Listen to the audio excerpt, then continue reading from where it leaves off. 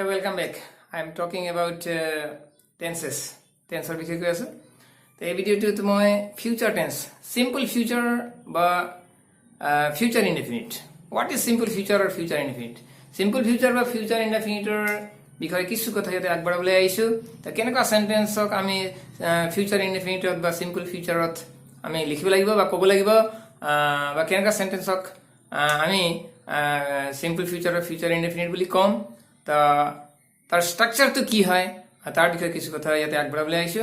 So let me start নাও। তো কি হ'ব? ফিউচাৰ, সিম্পল ফিউচাৰ আৰু future indefinite. Simple future or future indefinite. Simple future or future indefinite. তো কি হ'ব? Simple future or future indefinite. ইয়াতে কি হয় আমি অকমান চাব লাগিব যে ইয়াৰ প্ৰথমে স্ট্ৰাকচাৰটো জানিব লাগে। সিম্পল ফিউচাৰ বা ফিউচাৰ ইনডেফিনিটৰ আমি প্ৰথমে স্ট্ৰাকচাৰটো জানি ল'ব লাগে। এন্ড স্ট্ৰাকচাৰটো হৈছে subject plus shall or will plus be1 plus object. This is the structure for simple future or future indefinite. Very, very important. So এটা সেন্টেন্স কেতিয়া সিম্পল ফিউচার হয়? সেন্টেন্সটো কেতিয়া সিম্পল ফিউচার হয়? যে নাম্বার 1 কি আছে যে বাক্য এটা ভবিষ্যতে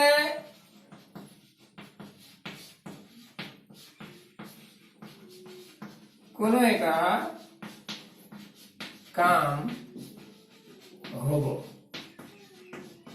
ভবিষ্যতে কোনো এটা কাম হব।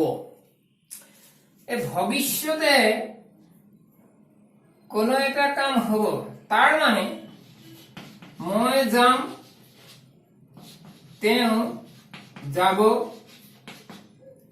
তুমি যাবা, তই যাবি,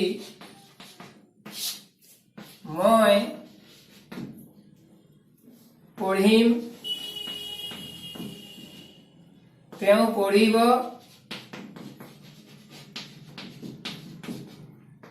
তুমি পঢ়িবা, তই পঢ়িবি। মই চিঠি লিখিম, তেওঁ চিঠি লিখিব, তুমি চিঠি লিখিবা, তই চিঠি লিখিবি। কথাটো বুজি পাইছো?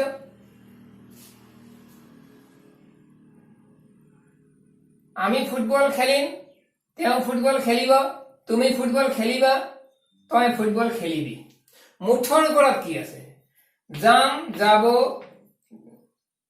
যাবা, যাবি, পঢ়িম, পঢ়িব, পঢ়িবা, পঢ়িবি, এনেকুৱা ধৰণৰ। দেখিছো আমি মই দিল্লীলৈ যাম, অহা বছৰ মই দিল্লীলৈ যাম, মই যাম। কাইলৈ তেওঁ বজাৰলৈ যাব, তেওঁ যাব। তেওঁ চিঠিখন পঢ়িব বা তেওঁ নাটকখন পঢ়িব, তেওঁ উপন্যাসখন পঢ়িব, তেওঁ পঢ়িব। তুমি চিঠি পঢ়িবা, তই কিতাপখন পঢ়িবি।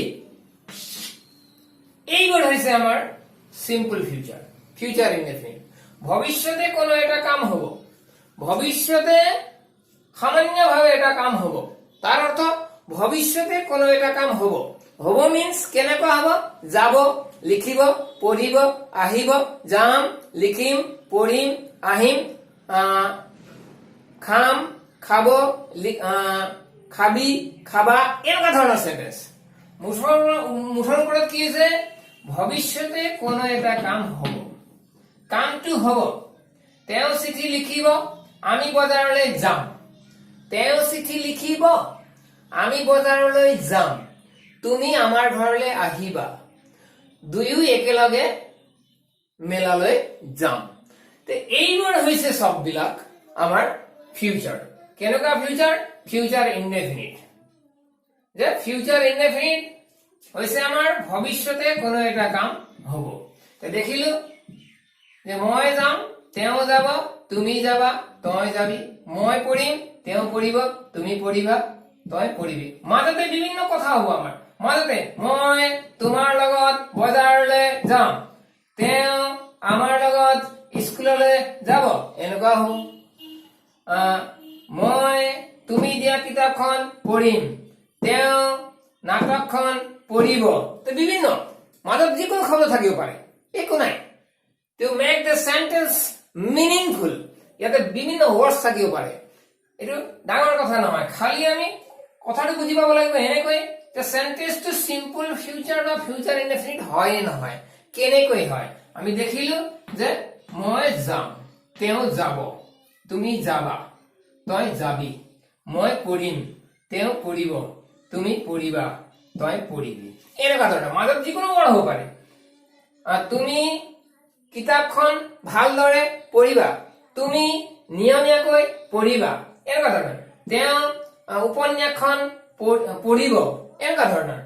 বা মই তুমি দিয়া কিতাপখন পঢ়িম। এইবোৰ সেন্টেন্স হৈছে বা খাম।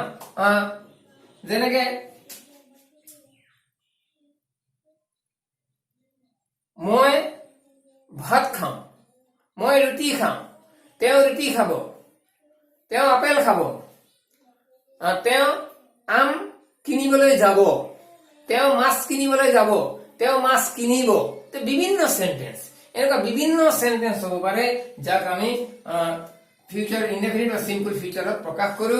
এইটো হৈ গ'ল আমাৰ ইয়াৰ ডেফিনিশ্যনটো, যে সেন্টেন্সটো কেনেকুৱা হ'ব। তাতে আমি এটা গুৰুত্বপূৰ্ণ কথা আছে কি, আমি দেখিলো সিম্পল ফিউচাৰ বা ফিউচাৰ ইনডেফিনিটৰ কাৰণে আমি দেখিছো স্ট্ৰাকচাৰ আছে subject plus shall or will plus verb one plus object বুলি কোৱা আছে। ইয়াতে এই যিটো সেল আৰু উইলৰ কথা কোৱা আছে, ইয়াতে সেল ক'ত হ'ব, উইল ক'ত হ'ব, এইটো আমাৰ বি ভাৰ্ব আৰু হেভ ভাৰ্ব বিলাকত আমি এনেই দেখিছো। তাতে সেল বি ক'ত হৈছে, সেল হেভ ক'ত হৈছে, উইল বি ক'ত হৈছে বা উইল হেভ ক'ত হৈছে, এইবোৰ আমি সচৰাচৰ be verb, to be verbs আৰু to have verbs, to be verbs and to have verbs বিলাকত আমি পাইছো। সেল বি ক'ত হৈছে, উইল বি ক'ত হৈছে, সেল হেভ ক'ত হৈছে, উইল হেভ ক'ত হৈছে। ঠিক সেইদৰে আমি ফিউচাৰ ইনডেফিনিটৰ কাৰণে, ফিউচাৰ ইনডেফিনিট বা সিম্পল ফিউচাৰৰ কাৰণে আমি ইয়াতে এই সেল বি বা হেভটো আঁতৰাই দিলে সেল বা উইলটো আৰু ভাৰ্ব যিটো, যেনেকে বি ভাৰ্বত সেল বি, হেভ ভাৰ্বত সেল হেভ। এতিয়া যদি আমাৰ ভাৰ্বটো, সেন্টেন্স এটাৰ ভাৰ্বটো যদি মই যাম বুলি কৈছে, যোৱাটো হৈছে গো, যোৱাৰ অৰ্থ হৈছে গো, ভেৰি ভেৰি ইম্পৰ্টেন্ট, যোৱাৰ অৰ্থটো হৈছে গো। এতিয়া হোৱাৰ অৰ্থ যেনেকৈ, হোৱাৰ অৰ্থ হৈছে বি, যেনেকৈ থকাৰ অৰ্থ হৈছে যেনেকৈ হেভ, হোৱাৰ অৰ্থ বি আৰু থকাৰ অৰ্থ হেভ যেনেকে হ'ল, shall be will be shall have will have যেনেকে হ'ল, হোৱাৰ কাৰণে সেল বি উইল বি, থকাৰ কাৰণে সেল হেভ উইল হেভ যেনেকে হ'ল, তেনেকে যোৱাৰ কাৰণে কি হ'ব, সেল গো উইল গো, যোৱাৰ কাৰণে কি হ'ব, সেল গো উইল গো।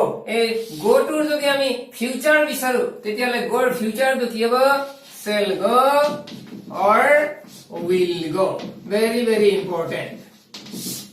এটা প্ৰশ্ন এটা হ'ব, যিকোনো ভাৰ্বৰ ফিউচাৰ কি হয়, যিকোনো ভাৰ্বৰ ফিউচাৰ কি হয়।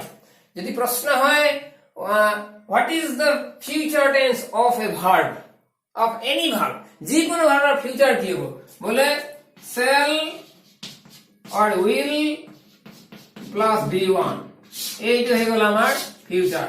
যেনেকে go present tense, went past tense, shall will, go to হৈ গ'ল ফিউচাৰ টেন্স।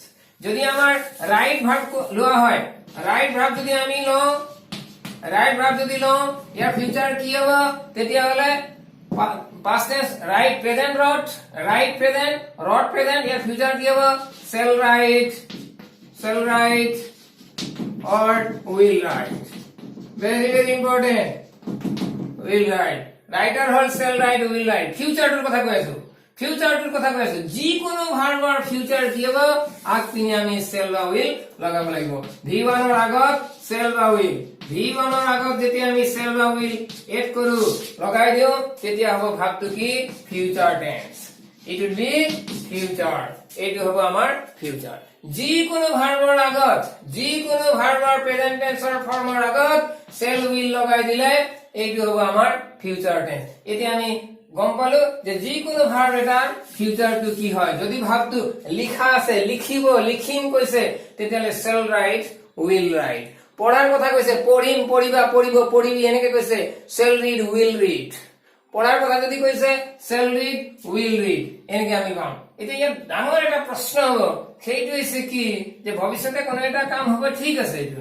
ইয়াতে এই চেলটো ক'ত আৰু উইলটো ক'ত আমি গম পালো যে বি ভাৰ্ব আৰু হেড ভাৰ্বত কোৱা আছে যে সচৰাচৰ কি হয় সেলৰ কথাটো যদি কওঁ সেলটো ক'ত হয়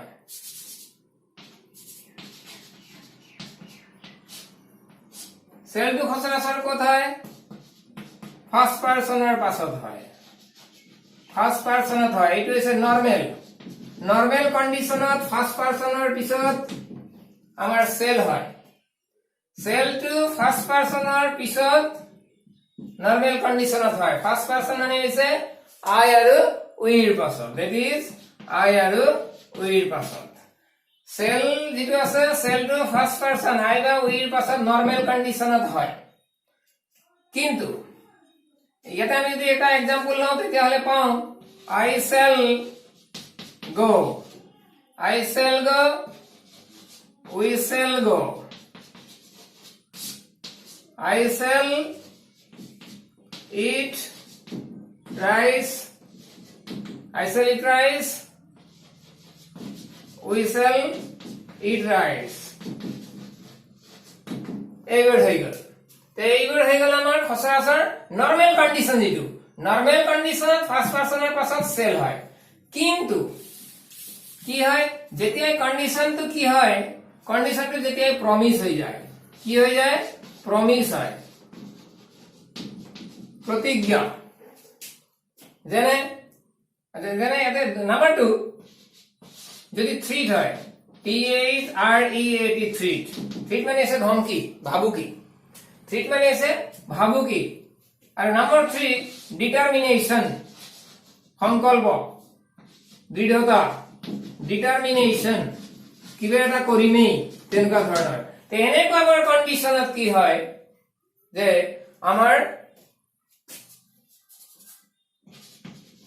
সেকেন্ড এন্ড থাৰ্ড পাৰসনতো হয় বস্তুটো অৰ্থটো কি হয় এক নম্বৰ কথা সেলটো ক'ত হয় ফাৰ্স্ট পাৰসন আই আৰু উইৰ পাছত হয় নৰমাল কন্ডিশন কিন্তু থাৰ্ড পাৰসন আৰু সেকেন্ড পাৰসন আৰু থাৰ্ড পাৰসনৰ লগত কি হয় সেলটো হৈ যায় সেকেন্ড পাৰসন আৰু থাৰ্ড পাৰসনৰ লগত সেলটো হয় কেতিয়া হয়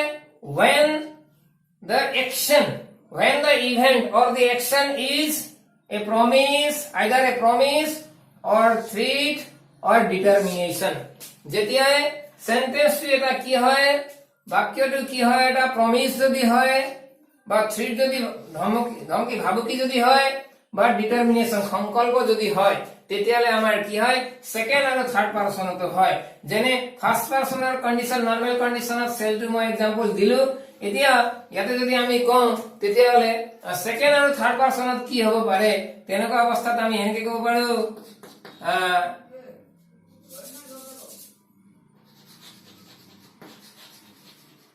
you shall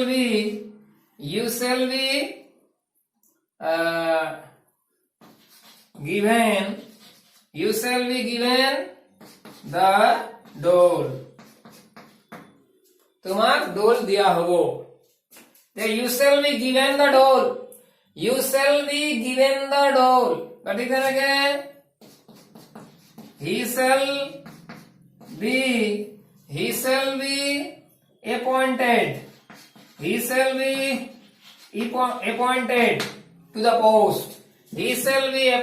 to the post it is a promise আৰু ম্যাক্সিমাম এটা কথা আছে ভেৰি ভেৰি ইম্পৰ্টেন্ট এই যিবিলাক আমাৰ সেকেন্ড আৰু থাৰ্ড পাৰসনত নৰমাল কন্ডিশন বাদ দি পেলাই নৰমাল কন্ডিশনটো বাদ দি পেলাই ফাৰ্স্ট পাৰসন আই আৰু উইল পাছত যেনেকে সেল হয় this is normal condition but second person আৰু থাৰ্ড পাৰসনৰ পাছত হি সি ইট বা দে নাম কিবা এটা প্লুৰাল নাম্বাৰ কিবা মুঠৰ পৰা সেকেন্ড আৰু থাৰ্ড পাৰসন ফাৰ্স্ট পাৰসন বাদ দি পেলাই বাকি বিলাক পাৰসনত এই যে প্ৰমিস থ্ৰিট আৰু ডিটাৰমিনেশন এইবোৰ ক্ষেত্ৰত এইবোৰ কেছত আমাৰ সেকেন্ড আৰু থাৰ্ড পাৰসনৰ পিছত কি হয় যেনে সেলটো হয় বুলি কৈছে যেনে you shall be given the doll ঠিক তেনেকৈ he shall be appointed as a teacher or he shall be appointed to the post এইবোৰ হৈছে আমাৰ কি সেকেন্ড পাৰসন থাৰ্ড পাৰসন ইত্যাদি ইত্যাদিটো আমাৰ কি হৈছে সেলটো হৈছে কিয়নো এইবোৰ কি বুজাইছে প্ৰমিস বুজাইছে যেনেকৈ আমি আমাৰ থ্ৰিটো হয় যেনে আমি এনেকৈ ক'ব পাৰো you shall be killed you shall be killed you shall be killed দেখলো আমি this is a threat এটা threat হয় এটা ভাবুকি এটা ধমকি এটা ভাবুকি this is a threat বুলি কোৱা হৈছে থ্রেটেনিং দিয়া হৈছে you shall be killed very very important এটা কথা আছে এই যেটো আমাৰ নৰমাল কন্ডিশনটো বাদ দি পেলাই সেকেন্ড আৰু থাৰ্ড পাৰসনৰ যে সেলটো ইউজ হয় সেইটো কেনেকৈ আমি ইউজ কৰিব পাৰো maximum in passive form passive voice maximum in passive voice এই promise threat আৰু determination যেটো আছে সেকেন্ড পাৰসন আৰু থাৰ্ড পাৰসনৰ পাছত যে সেলটো ইউজ হয় সেইটো maximum passive voice হয় যেনেকৈ পাইছো you shall be killed he shall be appointed he shall be appointed লিখিছিল অকমান আগতে যেনেকৈ you shall be killed this is a threat এনেকৈ আমি দেখিলো যে ম্যাক্সিমাম এই যে নরমাল কন্ডিশনটো বাদ দি পেলাই যেটো আমাৰ সেকেন্ড আৰু থাৰ্ড পাৰসনত যেটো সেলটো ইউজ হয় সেইটো আমাৰ ম্যাক্সিমাম পেসিভ ভয়েসত ইউজ হয় তো যেনেকৈ আৰু এটা আমি ডিটাৰমিনেশনৰ কাৰণে এটা এক্সাম্পল আমি ল'ব পাৰো যেনে it shall be done হৈ গ'ল it shall be done it shall be done কামটো কৰা হ'ব এটো কৰা হ'বই it shall be done he shall do it হ'ব they shall do it হ'ব কিন্তু ম্যাক্সিমাম প্যাসিভ ভয়েসতে ইউজ হয় it is used maximum in passive voice promise threat or determination যদি আমাৰ যদি হয় তেতিয়াহ'লে সেইবোৰ আমি পেসিভত ইউজ কৰিব লাগে ম্যাক্সিমাম যেনেকৈ it shall be done this is a determination but the work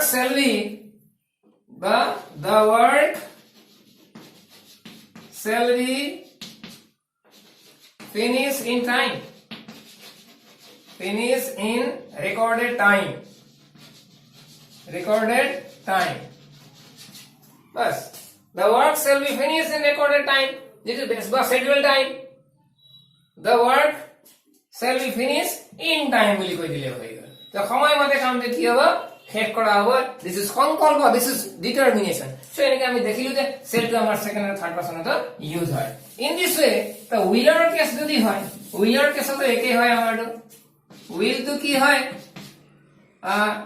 নৰমাল condition তো সেকেন্ড আৰু থাৰ্ড পাৰসনত হয় সেকেন্ড আৰু থার্ড পারসনত হয় যেনে আমি পাওঁ he will do it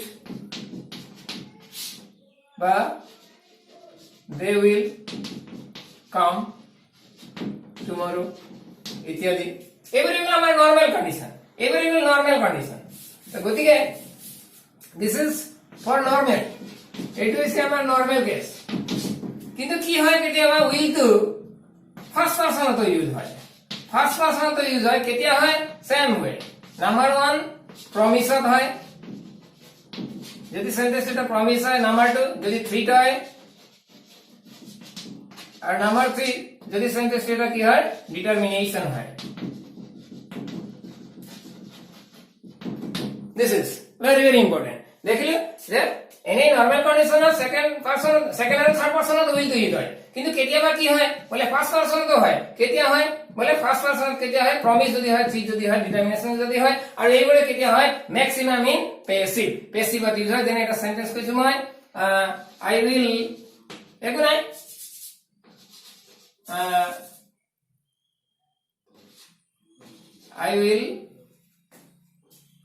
আমি এই যেটো আছে will টোৰ কাৰণে আমি দেখিছিলো সেল টুত আমাৰ সেকেন্ড আৰু থাৰ্ড পাৰসনটো আমি প্ৰমিস থিট আৰু ডিটাৰমিনেশনত ইউজ কৰিছো প্ৰমিস থিট বা ডিটাৰমিনেশন যদি হয় তেতিয়াহলে আমি কি কৰিছো প্ৰতিজ্ঞা ভাবুকি বা ইফালে সংকল্প দৃঢ়তাৰ কাৰণে আমি সেকেন্ড আৰু থাৰ্ড পাৰসনৰ পাছতো সেল ইউজ কৰিছিলো আৰু ম্যাক্সিমাম খেইবৰ কিহত ইউজ কৰিছিলো আমি ইউজ কৰিছিলো পেসিভ ভয়েসত কিন্তু ইয়াত কিন্তু কি হয় এই যে উইল যেটো আছে ফিউচাৰৰ যেটো উইল যেটো আছে এই উইলটো কিন্তু আমি কেতিয়া ইউজ কৰিব পাৰো এটো এক্টিভ পেসিভ বুলি নাই এটো এক্টিভ পেসিভ বুলি নাই আমি ইয়াত পেসিভত ইউজ কৰিব পাৰো এক্টিভত ইউজ কৰিব পাৰো যেনে I will do it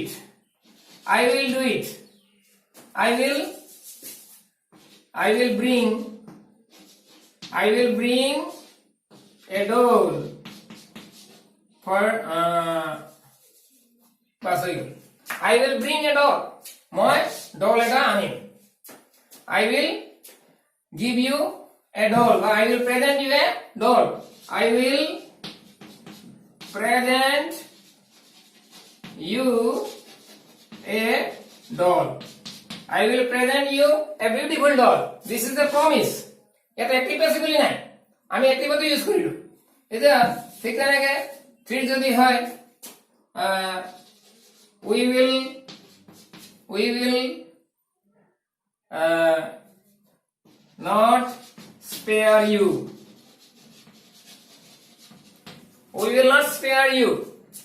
will not spare you মই তোমাক নেৰিম তোমাক মই চাম এনেকে কৈছে we will not spare you তোমাক আমি চাম এনেকে কৈছে বা I will not spare you এনেকা হ'ব I will not spare you মই তোমাক নেৰিম তোমাক মই চাম এনেকে কৈছে এটা ভাবো কি দিছে নাম কি দিছে তে এনেকে হয় বা ঠিক তেনেকে ডিটারমিনেশন যদি হয় ডিটারমিনেশনত কি হয় যে আমি কব পাৰো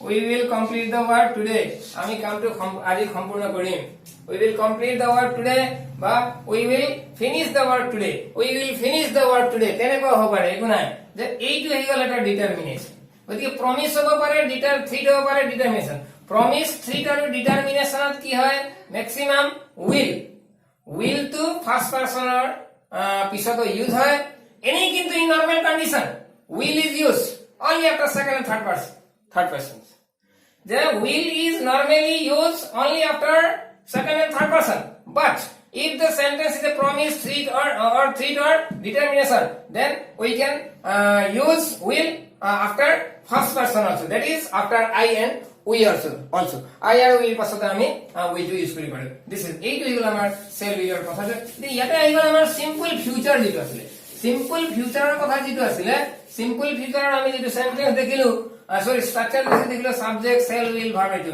এনেকা সেন্টেন্স আমি লৈছো ভবিষ্যতে কোন এটা কাম হ'ব তেও যাব পঢ়িব লিখিব খাব মই যাম লিখিম পঢ়িম খাম এইবোৰ সেন্টেন্স এনেকা एग्जांपल লৈছো অহা বছৰ বা অহা মাহত আমি দিল্লীলৈ যাম অহা বছৰ আমি দিল্লীলৈ যাম এতিয়া যাম খাম লিখিম পঢ়িম যাব লিখিব পঢ়িব খাব দিস ইজ আমি যাম হবলগীয়া আছে কামটো হবলগীয়া আছে ফিউচার ভবিষ্যতের কথা ঠিক আছে সাবজেক্ট উই তারপরে যাম লিখিম পঢ়িম খাম future all future simple future indefinite so shall will পাছত we shall go কলে টুডেলি কেতিয়া নেক্সট মান্থ দিস ইজ ঠিক তেনেকে আমি কব পাৰো তেওঁ এখন গাড়ী কিনিব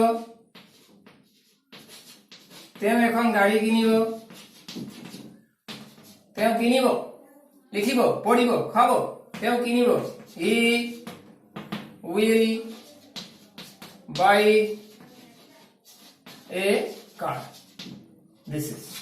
তো এইটো হৈ গ'ল আমাৰ সিম্পল ফিউচাৰ। যিকোনো ক্ষেত্ৰত আমি চাব লাগিব সিম্পল ফিউচাৰটো হ'বলৈ হ'লে ভৱিষ্যতে কোনো এটা কাম হ'ব লাগিব, হ'বলগীয়া থাকিব। যে ভৱিষ্যতে কোনো এটা কাম হ'বলগীয়া আছে, that is simple future or future indefinite. ভৱিষ্যতে কোনো এটা কাম হ'বলগীয়া আছে, তেওঁ যাব। যেনে অহা বছৰ মই প্ৰৱেশিকা পৰীক্ষা দিম, মানে মেট্ৰিক পৰীক্ষা লিখিম। I shall appear at the HSLC examination. I shall appear at the HSLC examination next year. এনেকে মই অহা বছৰ HSLC পৰীক্ষা দিম। এইটো হৈ গ'ল আমাৰ shall appear future tense, simple future, future indefinite বা simple future হৈ গ'ল ভৱিষ্যতে কোনো এটা কাম হ'ব, যাব, লিখিব, খাব, পঢ়িব, যাম, লিখিম, পঢ়িম, খাম ইত্যাদি বিলাক হ'ব। তাত আমি পালো স্ট্ৰাকচাৰটো সাবজেক্ট shall বা will plus verb 1 plus object। দেখিলো I shall appear at the HSLC examination next year. অহা বছৰ মই HSLC পৰীক্ষা দিম, লিখিম। তেওঁ কাইলৈ আমাৰ ঘৰলৈ আহিব,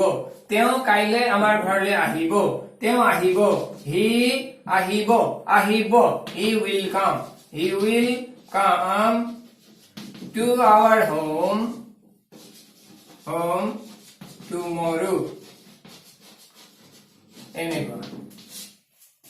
He will come to our home tomorrow. তেওঁ কাইলৈ আমাৰ ঘৰলৈ আহিব। আমি দুয়ো একেলগে বজাৰলৈ যাম। We shall go to market together.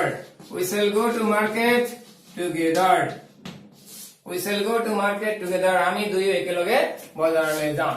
এটা কথা বৰ দৰকাৰী ভিডিঅ'টোত কোৱা হৈছে, ইয়াৰ আগতেই কোৱা হৈছে এটা কথা যে ফিউচাৰ হ'বলৈ এটা ভাৰ্ব এটা ফিউচাৰ হ'বলৈ কি হ'ব লাগিব? shall or will plus V1 must be হ'ব লাগে।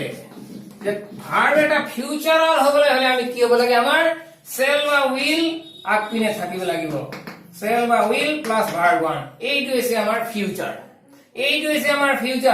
এটা কথা আমি কাম ভুল কৰিব নালাগে। shall ইজৰ পাছত ইয়াতে এই যে সিম্পল প্ৰেজেন্টত যেনেকৈ থাৰ্ড পাৰসন সিঙ্গুলাৰ নাম্বাৰ হ'লে s বাই s টো দিয়া হয়, ইয়াত নহব, ইয়াত V1 হ'ব। after shall will always V1 অকল V1 টো হ'ব। shall go will go, shall write will write, shall play will play, shall eat will eat, এইবোৰ হ'ব আমাৰ বেলেগটো নহব। সব ভাৰ্ব এটা ফিউচাৰ হ'বলৈ shall বা will আৰু V1 টো দিব লাগিব। shall ক'ত হয়, will ক'ত হয়, এইবোৰ আমি ভাৰ্ব বিলাকতে পাইছো আৰু তাৰ বিষয়ে আমি বিভিন্ন কথা এই ভিডিঅ'টোত আগবঢ়ালো। সো সিম্পল ফিউচাৰ বা ফিউচাৰ ইনডেফিনিট অতি দৰকাৰী সেন্টেন্স। এতিয়া আমাৰ ইয়াতে সিম্পল ফিউচাৰ বা ফিউচাৰ ইনডেফিনিট আৰু কন্ডিশনাল সেন্টেন্স হয়। কন্ডিশনাল সেন্টেন্স হয় তেনেকুৱা। কন্ডিশনাল সেন্টেন্সৰ বিষয়ে বেলেগ এটা ভিডিঅ'ত আলোচনা কৰা হ'ব।